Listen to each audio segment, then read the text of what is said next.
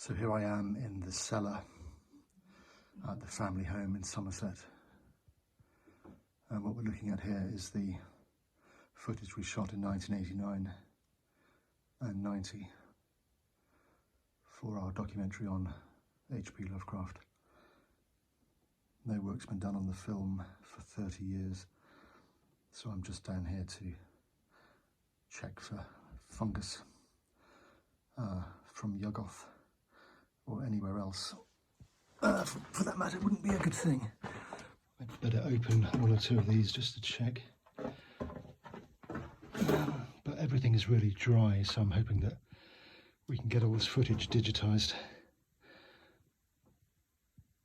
and we can finally see all the footage as it was originally meant to be seen.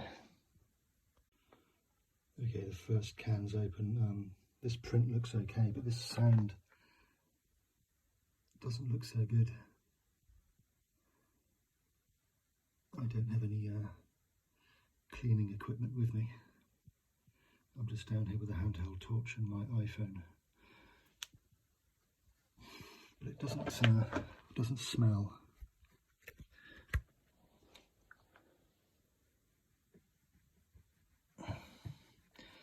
So I'm just licking my finger.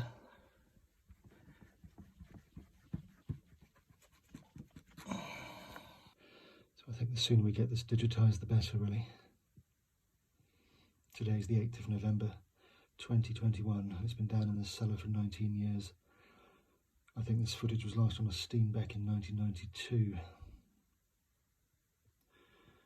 It's been idle, gathering dust, and let's hope this isn't fungi from Yuggoth ever since. This is another can. This one's in plastic this time. And again, there's no vinegar smell or anything like that.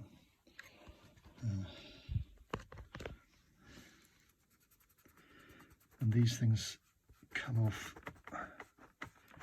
with a wet finger, but it does make me a little nervous seeing the footage in this state. So I think the sooner we can get all this digitised, the better. Let's put the lid back on.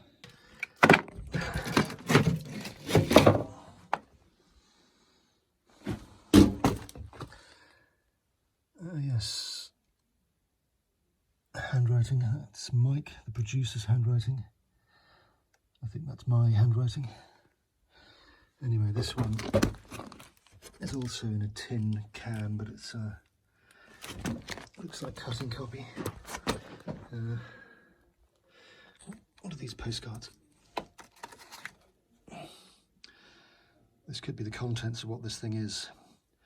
Footage with Will Murray and S.T. Joshi, both prominent Lovecraft scholars. The shunned house on Benefit Street in Providence. Providence number 6. S.T. Joshi standing by. Lovecraft's house looks like Barnes Street. Haunter of the Dark Church, since demolished.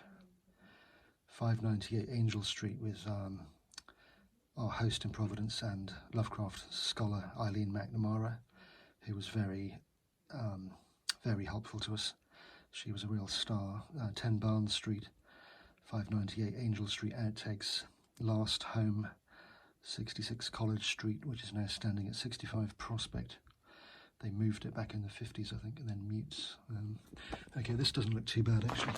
Cans aren't sitting actually directly on the floor, they're on some wood. It's actually really dry in here. And then this one,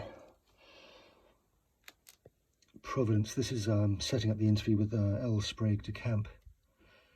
It says Providence phone scene, where we filmed ourselves calling Sprague on a mobile. Back then, mobile phones were bricks, if anybody's old enough to remember those. And the signal kept cutting out. And then Sprague came back and he sounded like a Dalek. Dallas Airport, the interview with Sprague and Catherine. Again, some of our, lovely people. Really lovely afternoon with them at their home in Plano, Texas. They were really, really nice. Okay, this is the Sprague and Sprague De Camp interview. That looks fine. One of the best interviews from the whole film, actually.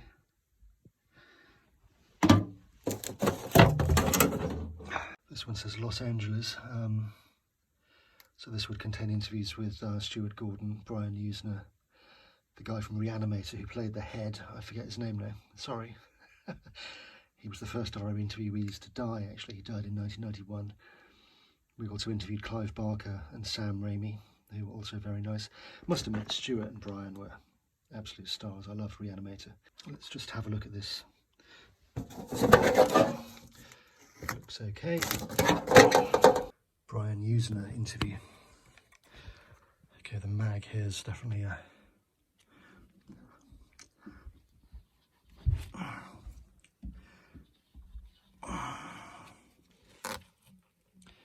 And the print looks okay. Can 2, New England, Massachusetts. Marblehead, Kingsport in Lovecraft's mythology. This looks like cutaways and mutes. Shorn and boat sink. That might be me in a small rowing boat in a little old harbour somewhere looking for Innsmouth and basically failing to find it. And this one, Providence, Swan Point Cemetery. This is a box, a can marked original Megs.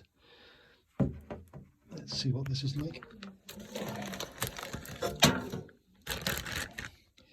You should never store film in airtight conditions.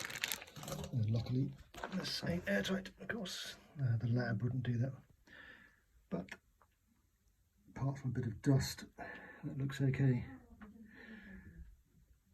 You can see the dust in the light. Really difficult doing this on my own with nobody to help me.